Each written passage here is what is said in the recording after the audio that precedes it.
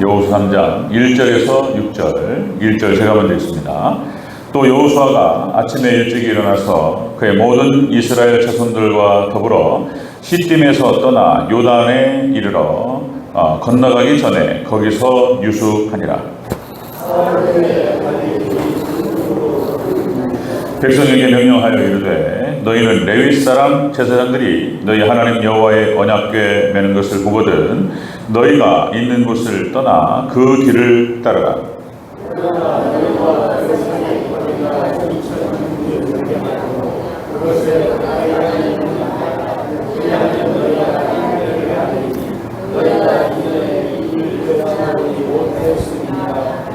여호수아가 또 백성에게 이르되 너희는 자신을 성결하게 하라. 여호와께서 내일 너희 가운데 기이한 일들을 행하시리라. 여호수아가 또 제사장들에게 말하여 이르되 언약궤를 메고 백성의 앞서 건너라 하매 곧 언약궤를 메고 백성 앞에서 나아가니라. 아멘. 네, 인사합니다. 어린 예수님, 예수님의 은혜와 평강이 넘치시기를 축원합니다. 아멘. 네, 오늘 함께 읽으신 여호수아서 3장 1절에서 6절 말씀, 오늘 본문을 토대로 요단강을 건너게 하시는 하나님 방식이라는 제목으로 설명했습니다. 요단강을 건너게 하시는 하나님 방식. 같이 한번 따라합니다. 요단강을 건너게 하시는 하나님 방식. 요단강을 건넌다. 예전에 저도 전설의 고향이라든지 그런 거 있잖아요. 사람이 죽을 때 저승사자가 와가지고 어디 강을 건넌단 말이에요. 요단강을 건넌다. 그런 장면들을 봤던 적이 나요. 우리가 딱 죽으면은 요단강 건너간다. 그죠? 이제 이것이 이제 이런 여호수아서 말씀을 상징적으로 보여주는 거예요. 무슨 죽으면 어디 강을 건너고 그런 건 아니고. 그러니까 이제 이스라엘 백성들이 요단 동편을 정복하고 요단 서편, 요단강을 이제 이스라엘 땅 가운데에 흐르고 있는 요단 동편을 정복하고 요단 서편을 정복할 때 가나안 땅을 요단강을 건너서 요단 서편에 들어가는 거예요. 자, 그래서 이제 요단강을 딱 첫 번째 관문이 되겠습니다. 그래서 요단강을 딱 건너서 가나안 땅 전체를 정복하게 되는 그게 하나님의 나라를 말하는 것이죠. 천국을 상징하고. 자, 그래서 이렇게 또 표현할 수도 있어요. 요단강을 건너게 하시는 하나님 방식. 그러니까 죽음을 통과하는 하나님 방식. 우리가 이 땅을 떠날 때, 죽음을 통과할 때, 우리가 평안함과 안정감을 가지고 통과할 때 오늘 본문의 주제대로, 제목대로 가는 거예요. 오늘 본문에서 나오는 그 내용대로 건너게 되는 거예요. 담대함을 가지고 우리가 죽음을 통과하는 것입니다. 또 천국에 들어가는 방식. 천국에 들여보내시는 하나님 방식 이렇게 해도 되고, 자, 요단강을 건너게 하시는 하나님 방식 이렇습니다. 우리가 지난 시간에 라합의 가족이 구원받는 방식 그랬죠. 라합의 가족이 구원받는 방식은 첫째로 붉은 줄을 달아내린다. 두 정탐꾼을 달아내렸던 붉은 줄을 매는 것입니다. 자, 이것은 예수님이 십자가를 상징하고, 자, 라합의 가족들이 구원받는 방식은 바로 이 붉은 줄을 달아낼 때 그 집만 심판에 들어가는 거예요. 자, 그렇게 해서 라합의 가족 구원 방식. 자, 이 가족을 그 집에 모으라.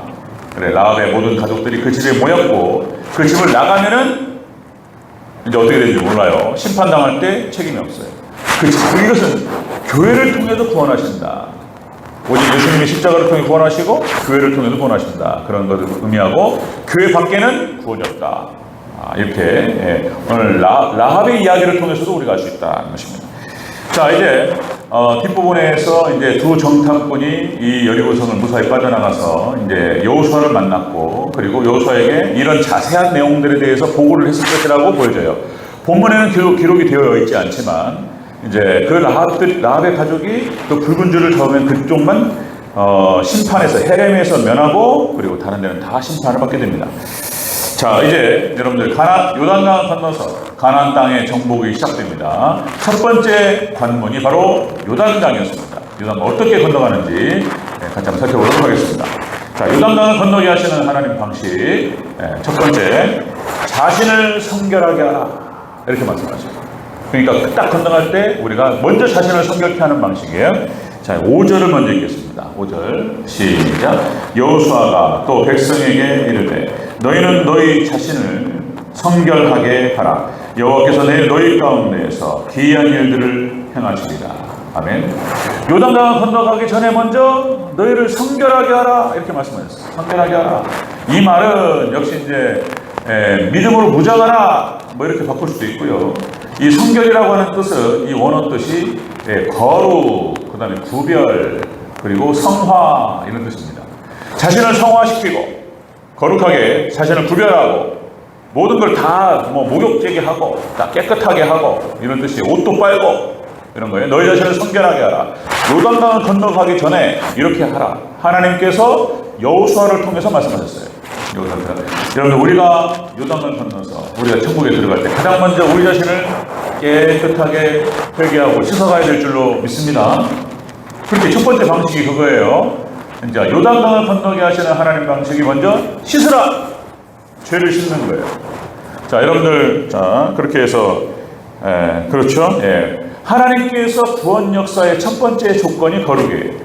금방 박종주 장로님 멘트 이렇게 하셨는데 이제 우리의 행함이 중요하다는 말을 이제 강조하시는 차원에서 말씀을 하셨다고 생각이 들고, 그러니까 여러분들 율법주의와 복음주의, 그러니까 율법주의가 뭐냐면 율법을 지켜야만이 구원받는다 이런 얘기예요. 구원의 조건이 율법을 지키는 거다. 그럼 안 돼. 안 되고 우리는 오직 예수 그리스도를 믿는 믿음으로 구원받는 줄로 믿습니다. 여러분들 믿으시면 아멘 하시기 바랍니다. 오직 예수님이에요. 예수님을 믿는 믿음으로 예수님과 연합됨으로 말미암아 구원을 받아요. 그러면 예수님과 연합된 백성들, 예수님의 신부된 백성들은 그 삶의 도리가 예수님 말씀대로 살아가는 거예요. 그래서 제가 말씀드렸듯이 의식법과 율법이 의식법, 그 다음에 시민법, 그 다음에 도덕법 세 개로 나뉘는데 의식법과 시민법은 폐지됐다. 더 이상 구약에 나타나는 제사법으로 제사를 드리지 않아요. 구약의 절기를 지키지 않아요. 그리고 이스라엘 백성들에게 말씀하셨던 그 시민법대로 법을 집행하지 않습니다. 돌로 쳐 죽이면 큰일 나요. 오늘날 이건 다 폐지되는 거예요. 그 정신만 남아있는 거예요. 정신만. 그리고 도덕법은 살아있는 거예요. 예수님께서 말씀하시기를 따라서 말씀드리면 부자 청년이 마태복음 19장에서 어찌하여 영생을 얻으리까? 예수님 하신 말씀이 계명을 지키라 이렇게 말씀하셔요. 그러니까 이건 뭔 말이냐면 계명을 지켜야만이 구원받는다, 영생을 얻는다 이렇게 들을 수 있는데 우리가 잘 들어야 돼요. 성경 전체를 가지고 균형 있게 봐야 됩니다. 그래서 우리는 예수 그리스도를 믿는 믿음 안에서 구원을 받고 믿음의 백성들의 삶의 도리가 십계명대로 사는 거예요. 하나님을 잘 섬기고 그리고 이웃을 사랑하고 하나님 사랑 이웃 사랑하고 살아가는 겁니다. 그 지키는 과정에서 때로는 넘어질 수 있어요. 넘어졌다고 해서 지옥! 이러면 큰일 나죠. 그럼 구원받을 사람이 없어요. 넘어질 수도 있고 그럼 또 다시 회개하고 하나님께 나아가고 그렇게 되는 것이죠. 그리고 우리는 구원의 조건으로 율법을 지킨다. 그러면 큰일 나요. 자, 그러나 우리가 역시 복음으로 말미암아 구원받은 백성들은 율법을 지키며 살아가는 거예요. 믿습니까? 하나님을 사랑하고 이웃을 사랑하고 그렇게 살아가야 되는 거예요. 그걸 지켜야 되는 거예요. 자 오늘 본문에 그러니까 요단강을 건너게 하실 때 하나님께서 이렇게 하십니다. 먼저 자신을 성결하게 하라 이렇게 말씀하셨는데, 자 1절을 한번 읽어볼까요? 1절 다시 한번 읽겠습니다. 1절 시작. 또 여호수아가 아침에 일찍이 일어나서 그와 모든 이스라엘 백성과 더불어 시딤에서 떠나 요단에 이르러 건너가기 전에 거기서 유숙하니라. 아멘. 이 시딤이라고 하는 곳을 떠나야 돼요. 이 시딤이 어디를 말하냐면 세상을 상징합니다. 이 시딤이 민수기서 25장 1절에 나오는데 여기가 가늠했던 장소예요. 이스라엘 백성들이. 자, 민수기 25장 1절에 이스라엘이 시딤에 머물러 있더니 그 백성이 모압 여자들과 음행하기를 시작하니라. 그러니까 이스라엘 백성들이 민수기에 나오는데 모압 여자들과 가늠했던 장소가 바로 시딤이에요. 그러니까 이 시딤을 떠나서 요단강을 건너가야 되는 거예요. 이 말은 세상을 떠나서 우리가 요단강을 건너 하나님 나라 들어간다는 뜻입니다. 자, 여러분들 우리가 이 땅에 세상에 몸담고 살아가지만 세상 사람들이 아니죠. 우리의 신분은 하나님 백성, 하나님의 나라 백성인 줄로 믿습니다. 세상 사람이 아니에요. 우리가 세상을 떠나서 우리는 세상과 구별된 거룩한 백성, 예수님의 신부된 백성들이 바로 그 믿음으로 그 말씀대로 순종하며 살아가면서 거룩한 백성, 그렇게 해서 성결해지면서 성화되어지면서 우리가 하나님 나라 들어간다. 이것을 상징적으로 보여주는 사건이에요. 이 이야기가. 자, 여러분들 출애굽기 29장 37절 계속해서 하나님께서 거룩을 말씀하세요. 구별. 자, 너희는 이래 동안 제단을 위하여 속죄하여 거룩하게 하라. 그리하면 지극히 거룩한 제단이 되리니 제단에 접촉하는 모든 것이 거룩하리라. 거룩의 거룩. 그 다음에 출애굽기 30장 29절 그것들을 지극히 거룩한 것으로 구별하라. 이것에 접촉하는 것은 모두 거룩하리라. 그러니까 하나님의 제사를 통해서 이스라엘 백성들을 성결케 하시고 거룩하게 하셨다. 그죠? 그래서 로마서 다시 12장 1절 그러니까 이스라엘 백성, 우리 하나님의 백성들이 오직 믿음으로 말미암아서 거룩하게 되고 오직 믿음으로 말미암아서 구원받은 백성들이 이 땅을 살아갈 때 그러므로 너희 몸을 하나님이 어떻게 되죠? 또 까매네. 자, 너희 몸을 거룩한 산 제물로 드리라. 그죠? 이는 너희가 드릴 영적 예배니라. 로마서 12장 1절. 자, 믿음으로 예수 그리스도를 믿음으로 말미암아 나와서 의롭다라고 칭하심을 받고 거룩하게 된 백성들이 이 땅을 살아가면서 우리 몸을 하나님께 헌신하는 거예요. 너희 몸을 하나님의 거룩한 산 제물로 드리라. 이는 너희가 드릴 영적 예배니라. 그죠? 그러니까 구약 성경과 신약 성경이 똑같은 얘기를 하고 있다. 자, 하나만 더요. 출애굽기 30장 35절. 자, 그것으로 향을 만들되 자, 향 만드는 법대로 그것을 소금을 쳐서 성결하게 하고 소금이 나와요. 소금을 쳐서 성결하게 한다. 그러니까 구약 성경에 나타나는 이 소금은 예수님을 상징하는 거예요. 그렇게 해서 이 소금이 모든 부패를 방지하는 거예요. 예수님이 들어가고 말씀이 들어가면은 우리가 타락에서부터 우리가 구원받을 수 있습니다. 믿습니까? 소금을 쳐서 성결하게 하라. 자, 그 다음 하나만 더 말씀드리면 야고보서 3장 17절. 자, 위로부터 난 지혜는 첫째 섬결하고 둘째 다음에 화평하고 쭉 나옵니다. 그 다음에 관용하고 양순하고 긍휼과 선한 열매가 가득하고 편견과 거짓이 없나니 화평케 하는 자들은 화평으로 말미암아 의의 열매를 거두느니라. 그러니까 하나님께 늘 강조하시는 것이 성결하라, 거룩하라.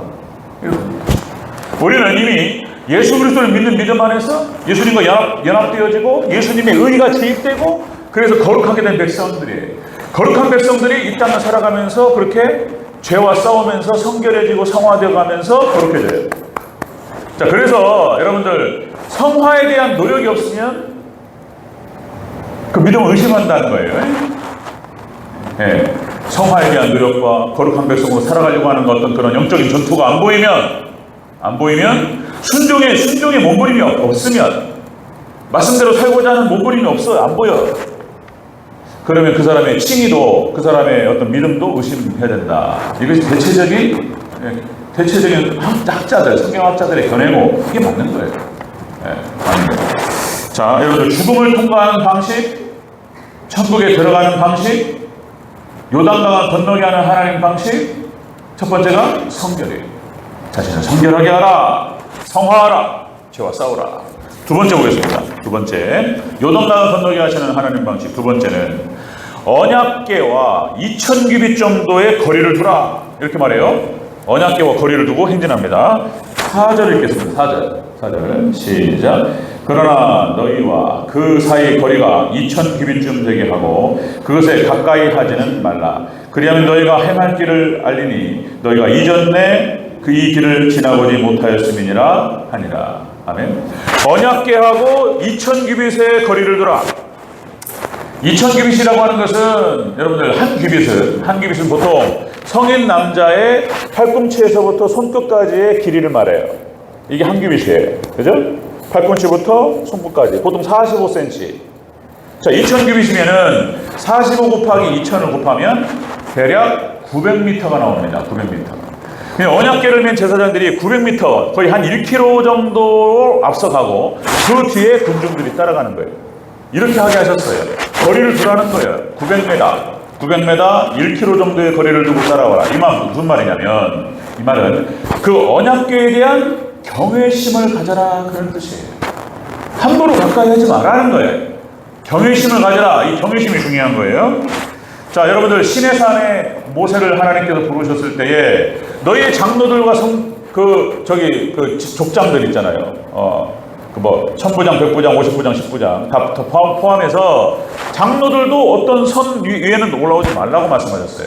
모세 너만 올라오고 나머지는 올라오지 못하게 하라. 하나님께 거리를 두자 하셨어요. 네. 어디요? 언약궤를 블레셋에 뺏기고, 이름이 까먹었네 또. 누구 집에서 그 다윗성으로 언약궤를 옮기는 거냐? 우스다가, 그죠? 소가 뛰니까 언약궤가 넘어지는 가운데 또 다쳤는데 그 자리에 죽어버렸단 말이에요. 그러니까 이제 하나님께서 제사장만, 이 언약궤를 만지는 자는 제사장만 만지겠는데, 우스다가 그걸 손을 딱 대면 이 부분에 해석이 필요해요.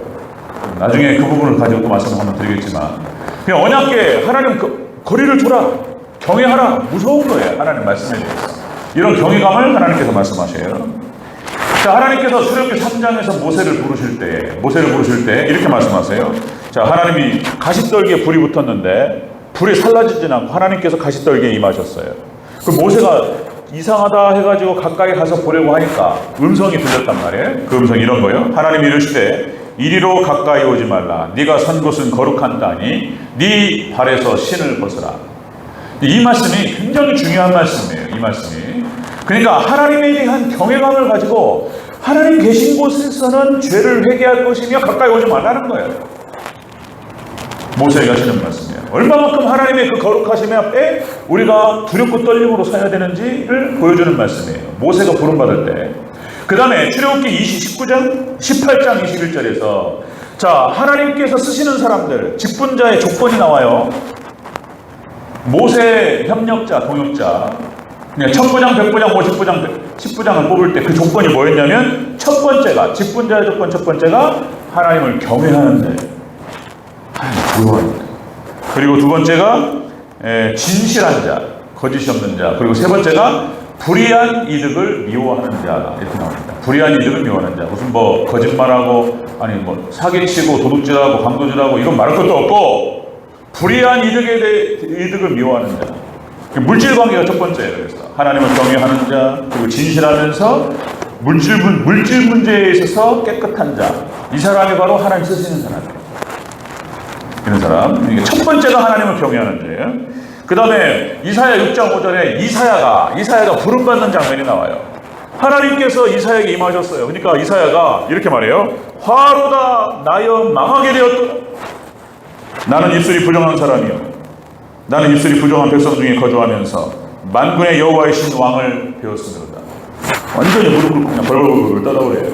그러니까 하나님 만날 때 이런 자세가 중요하다는, 우리가 예배 때 나올 때 이렇게, 그래서 많은 목사님들, 옛날 우리 어르신들, 우리 아버님 세대, 우리 할아버지 세대, 우리 한국교회 막 부흥 시대, 그분들 가끔 하시는 말씀은 이 의자가 잘못됐다, 의자. 이렇게 얘기하시는 분 계셔요. 예전에 바닥에서 무릎 꿇고 예배 드릴 때가 좋았다는 거예요. 의자에 떠 앉아가지고 이렇게 보는 것이 별로 안 좋다. 그 말도 일리가 있어요. 무릎 꿇고 그렇게 말씀을 듣고 예배를 드려야 되지, 이런 말씀이죠. 자, 여러분들, 그러니까 19세기, 20세기를 들어오면서 20세기 신학 여러 번 말씀드렸지만, 자유주의가 18세기 청교도 신학과 기독주의 신학을 다 묻어버려요. 진리를 다 묻어버려요. 사단이 하는 짓은 그래요. 아브라함이 팠던 우물을 묻어버려요. 그냥 진리를 묻어버리는 게 사단이 하는 짓이에요. 그냥 진리가 묻혀버렸어요. 18세기 놀라운 영적인 진리들이 다 묻혀버려요. 19세기. 그러면서 그때 자유주의 신학과 20세기 신학이 했던 일이 뭐냐면은, 그들이 자유주의 신학으로 빠졌던 이유 첫 번째가 고등비평이라는 거였어요. 고등비평. 들어봤나 모르겠습니다. 저한테 들어보셔야죠. 이 고등비평이라고 하는 것이, 그러니까 성서비평주의예요. 하나님 말씀을 양식비평, 문학비평, 그 다음에 무슨 본문비평, 이런 비평이라는 말을 붙여가면서, 이 모세 오경이 모세가 기록했냐? 자세히 보니까 또 아닌 것 같기도 하고, 그러면서 성경을 칼질을 하기 시작해, 칼질.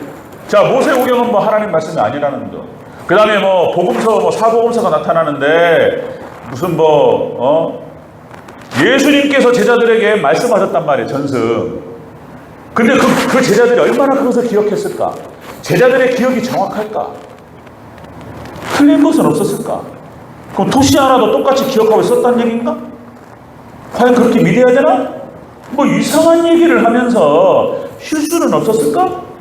뭐 이러면서 과연 이 복음서가 하나님 말씀인가? 이상한 얘기를 하면서 비평주의 신학이 발달하기 시작하면서 나중에 어떤 일이 벌어지냐면 이제 하나님 말씀 아니다 그래버려요 그냥. 그렇게 해서 고등비평 자유주의 신학으로 인해서 그냥 모든 교회가 문을 닫아버려요. 유럽 교회가 문을 닫고 그렇게 돼버린 거예요. 그러니까 하나님 말씀에 대한 경외심을 잃어버렸어요. 막 말씀이 무섭고 막 들고 떨리고 경외 이거 믿음이 사라져버렸어요. 이것으로 인해서 망가져버린 거예요. 믿음을 잃어버리고 교회가 망가진 거예요. 예전에 제가 어렸을 때 예전에 우리 대전제일교회도 그랬는가 모르겠어요. 강대상에 올라가면 혼났어요. 주일학교, 저도 주일학교 출신, 저도 장난꾸러기, 말썽꾸러기. 그래가지고 애들이랑 술 먹고 축제하다가 강대상에 와가지고 뒤에 숨었어, 제가. 아따, 그때 청년 선생님한테 걸려가지고 막, 그때 한 대 맞은 것 같아, 제가. 그때 선생님 때렸어요, 그때는요. 맞고도 교회 잘 나왔어요, 에? 막 주먹으로 빡 맞고 그랬어요. 막 애들 눈 뜨고 장난치고 예배 시간에 기도하는데 막 장난꾸러기 장난치잖아요. 그러면 군기반장 선생님이 계셔가지고 뒤에 왔다 갔다 하시다가 눈 뜨고 장난치는 주먹으로 꿀밤이 아니에요, 에? 꽉 막 놀래가지고 막 그래도 교회 잘 나왔어요. 강대상에 올라오면 혼났어요. 강대상 못 올라오겠어요. 그런 게 맞는 거예요. 뭐 강대상 올라오면 천벌받나? 그것도 아닌데 그런 어떤 경외심을 말하는 거예요. 두렵고 떨림의 어려움들, 강단의 어려움, 그죠? 그리고 뭐 이런 것도 어렸을 때 성경책이 있으면은 넘나드는 거 있잖아요. 이렇게 성경책이 놓여 있는데 그걸 걸어가다가 발로 넘어가. 이래도 혼났어요. 어디서 지금 성경 말씀을 발로 건너가냐 말이야. 네? 아버지가 누워서 주무시는데, 할아버지 누워서 주무시는데, 철이 없는 손자가 그러면 그렇다 쳐요. 근데 철이 들만한 놈이 중학교, 고등학교, 대학교, 아버지가 주무시는데 거기 할아버지 주무시는데 이렇게 건너고 넘어가요? 있을 수 없는 일이야, 그제? 성경책에 놓여있는 그 발로 넘어가요? 뭐 넘어간다고 해서 뭐 천벌 떨어지는 거 아니에요. 그러나 그런 교육이 좋았어요. 지금 다 사라져버렸어요. 지금 그러니까 선생님은 뭐 우습게 생각한다는 선생님 우습게 생각해요. 교권이 무너졌다. 예전에는 선생님 그림자도 안 밟았어요. 그 말이 맞는 거예요. 선생님의 그림자도 밟지 않고 선생님 말씀 잘 들어라. 부모님이 꼭 학교 갈 때 차 조심하고 선생님 말씀 잘 들어라. 그래가지고 장난쳐가 말씀 부려가지고 만약 학교에서 부르면은 부모님 오시라고 그래. 금방 벌벌 떨고 막 부모님이 가셔가지고 죄송합니다. 그게 맞는 거예요. 그게 맞잖아요. 그 정도로 선생님의 말씀에 영이 서야지 그 아이가 교육이 되는 거예요. 선생님 한 말씀 하시면 너 그거 안 된다 이렇게 해야 된다. 그러면은 막 부모님도 막 이렇게 하고 막 어려워하고 막 이런 거 이래야지 얘가 말을 듣는 거예요. 선생님의 권위가 땅에 떨어져 버렸는데 그 아이가 무슨 교육이 되냐 말이야. 그런 거예요. 경외심을 살아야 돼. 그러니까 지금 하나님께 말씀하시는 거예요. 자, 요단강을 건너게 하시는 하나님 방식 첫 번째가 자신을 성결케 하는 것이고 믿음으로 무장하는 거예요. 이렇게 말할 수도 있고. 그리고 두 번째가 뭐냐면 경외심을 가지는 거예요. 그 언약궤에 대한 경외심. 900m와 1km 정도 떨어져 있어야지 나중에 제사장들이 언약궤를 메고 요단강을 밟았을 때에 쫙 갈라집니다. 1km 떨어져 있어야지 그게 보이는 거예요. 하나님의 이적을 보리라. 경외감, 들고 떨림으로 그 언약궤를 거리를 띄우라. 이렇게 말씀하셨어요. 세 번째, 요단강을 건너게 하시는 하나님 방식 세 번째는 언약궤를 맨 제사장을 따라라. 이런 거예요. 자, 먼저 3절 읽고 6절 읽겠습니다. 3절 먼저 읽겠습니다. 시작. 백성에게 명령하여 이르되 너희는 레위 사람 제사장들이 너희 하나님 여호와의 언약궤를 매는 것을 보거든 너희가 있는 곳을 떠나 그 뒤를 따르라. 6절 읽습니다. 시작. 여호수아가 또 제사장들에게 말하여 이르되 언약궤를 메고 백성 앞서 건너라 하매 곧 언약궤를 메고 백성의 앞서 나아가니라. 아멘. 언약궤를 메고 이스라엘 그러니까 제사장들이 앞으로 딱 가요. 900m 정도를 띄우고 이스라엘 백성들이 따라갑니다. 언약궤를 맨 제사장들을 백성들이 따라가야 돼요. 이것도 상징적인 거예요. 이건 무엇을 의미하냐면 주의 종의 말씀 선포를 따르라는 말이에요. 이게 주의 종의 말씀 선포를 따라서 그 말씀을 따라와야 되는 거예요. 이런 것에, 이런 장면과 이런 상징성에 또 목자론이 또 나오는 거예요. 목자론이. 자, 에베소 교회에 우리가 에베소서 살펴가고 있는데, 에베소 교회, 그렇죠? 에베소 2장 20절, 너희는 사도들과 선지자들의 터 위에 세웠다는 거예요. 하나님께서 선지자를 선택하셔서 그 선지자들을 통해서 말씀하셨고, 사도들을 선택하셔서 그 사도들을 통해서 말씀하셨어요. 그 말씀 위에 교회가 세워지는 거예요. 너희는 선지자들과 사도들의 터 위에 서 있다는 거예요. 자, 그 전에도 말씀드렸죠. 이 언약궤라고 하는 것 자체가 삼위일체 하나님을 상징해요. 언약궤 자체가 삼위일체 하나님을 상징한다. 그래서 덮개가 쉬운 자, 천사들이 쫙 보호해요. 성부 하나님을 상징하고, 언약궤 안에 들어있는 것들, 이 언약궤 궤 자체가 예수님을 상징한다. 그죠? 두 개의 돌판, 십계명 돌판과 만나 항아리와 아론의 쌍난 지팡이 세 가지. 그러니까 예수님을 상징하고, 그 다음에 그 언약궤 옮길 때 이 들채가 있어, 들채가. 이걸 들고 언약궤 양쪽에서 네 명이서 이렇게 들고 언약궤를 움직인단 말이에요. 이 채가 성령님을 상징한다. 왜냐하면 이 성령님의 역할이 예수님과 복음을 나누는 역할을 하는 거예요. 깨닫게 하고 순종하게 하고 그런 거예요. 그러니까 이 언약궤 자체가 삼위일체 하나님을 상징하는데, 언약궤가 다 간단 말이에요. 그러면 거리를 띄우고 거기를 따라가는 거예요. 그렇게 하셨어요. 그렇게 할 때 요단강이 갈라지는 역사, 여리고성이 무너지는 역사, 가나안 땅이 정복되는 역사가 일어날 줄로 믿습니다. 그리고 하나님께서 왜 그렇게 하셨는가는 그때는 잘 몰랐는데, 말씀하시니까 그냥 따라했는데 신약 성경하고 맞춰보니까 그런 뜻인 거예요. 그런 뜻인 거예요. 자, 여러분들, 목자가 없이는 양은 생존할 수가 없어요. 목자 없는 양들이 흩어져 버려요, 그냥. 그리고 이제 짐승들, 들짐승들의 밥이 되버려요. 목자가 지키는 거예요. 예수님 지키시고 하나님 지키셔요. 그리고 하나님께서 목자를 보내셔요. 그 목자를 통해서 양을 지키게 하십니다. 자, 그러니까 주의 종을 통해서 선포되는 말씀을 따라가는 것이 오늘 본문에서 중요한 가르침이에요. 이것이 요단강을 건너게 하시는 방식이고, 천국 들어가는 방식이고, 죽음을 은혜 가운데 통과하는 방식이다. 그러니까 그전에도 말씀드렸죠. 뭐 하나님의 음성을 듣는 방식, 그래가지고 뭐 직통계시가 어떻고 이런 얘기 했는데, 예언의 은사, 그러니까 이제 여기서 많은 논쟁이 있는 거예요. 방언의 은사, 이런 영분별의 은사, 뭐 9가지 은사를 막 얘기할 때 이 예언의 은사가 가장 복잡하고 어렵고 힘들어요. 그냥 이제 그때도 말씀드렸듯이 제 주변에 가까운 교회 목사님들 중에 많아요. 예, 직통계시, 예언의 은사. 나와버리면 그냥 기도하다가 그냥 하나님 말씀하셨습니다. 교회를 여기서 저기로 옮기는 게 좋겠습니다. 왜 이렇게 말해버려 그냥. 그분이 뭐 기도도 많이 하고 뭐 영성이 뛰어나다. 하나님께서 그분을 통해 말씀하십니다. 하나님 말씀하셨습니다. 이렇게 말해요. 허허. 다시 말씀드리면 한두 번은 맞을 수 있어요. 한두 번 맞을 수 있고 사단이 역사합니다. 거기에 말씀을 떠나서 그런 식의 어떤 신앙생활을 하게 되면 나중에 어떻게 휘둘리는 거 몰라요. 이제 엉망진창이 되어버려요. 우리는 다시요, 이 마지막 때 오직 말씀만 믿으시기를 주 여러분으로 축원합니다. 말씀만 믿어야 돼요. 말씀이 기록되어 있냐 말이에요. 성경적이냐 말이에요. 이것만 확인해야 돼요. 사단이 역사해요. 자, 시편 119편 33절 35절 새벽 예배 때 잠깐 말씀 나눴던 거. 하나님께서 우리를 인도하실 때 말씀에 인도하시는 방식이 우리를 가르쳐 주시고 깨닫게 하시고 행하게 하셔요. 이런 방식으로 우리를 인도하시는 거예요. 그래서 우리 신앙이라고 하는 것이 그렇게 무슨 뭐 직통계시 들리고 막 이렇게 이번에 우리 딸이 뭐 취직이 됩니까? 우리 아들이 이번에 대학 갑니까? 이렇게 하면 안 되고, 이런 것만 막 찾고 막 이렇게 막 불안하니까 막 그런 거.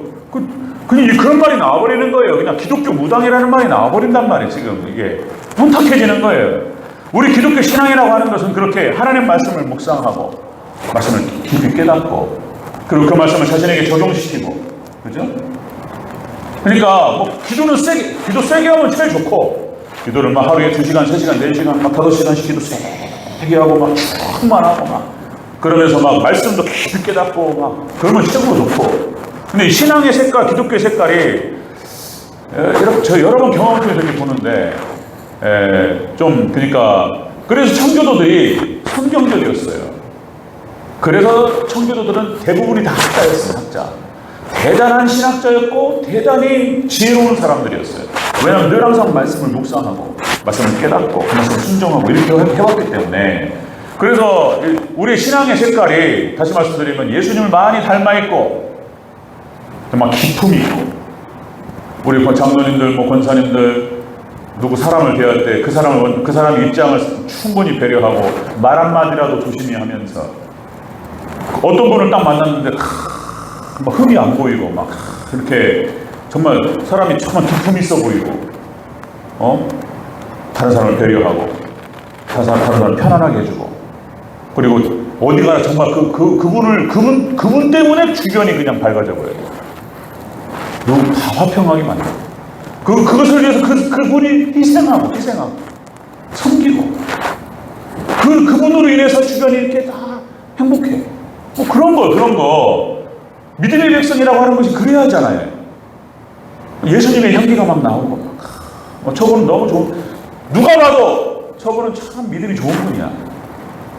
이렇게 좀 인정받을 수 있는 그런, 저도 부족하지만 그냥 그런 방향으로 가야 되는 게 맞단 말이에요. 무슨 막 문서가 어떻고 막 이런데 생각하고 행동하는 거 보면 그냥 참 어려운 분들이 있어요. 안 된단 말이에요. 자, 요단강을 건너게 하시는 하나님 방식이라 이렇단 말이에요. 상징적인 의미가 담겨 있는 거예요. 그래서 자신을 먼저 성결하게 하고 그리고 말씀에 대한 경외감을 품고 그리고 그 말씀을 잘 따라 순종해 나가는 이런 백성. 이거를 통해서 요단강이 갈라지고 여리고성이 무너지고 가나안 땅에 정복돼요. 쫙 들어가면서 또 이렇게 나갑니다. 이렇게 정복해 나가는 거예요. 자, 그래서 우리 대전제일교회도 그래서 이거 죽음을 통과하는 무섭잖아요. 한 번도 가보지 않은 경험이기 때문에 그죠? 누구나 다 죽음이 두렵고 그러나 하나님 딱 의지하고 말씀으로 충만하고 자신을 회개하면서 그 말씀 붙들고 우리가 쭉 들어가게 될 줄로 믿습니다. 아멘. 말씀 없어요. 다른 건 다 소용없어요. 결국에는 예수님 붙들고 십자가 의지하고 말씀 붙들고 주님만 딱 바라보고 합니다. 그럴 때 우리의 앞날이 밝아지고 놀라운 천국과 하나님의 나라가 이루어질 줄로 믿습니다. 이 축복이 있으시기를 주 여러분으로 축원합니다. 아멘. 다시 한번 기도하겠습니다.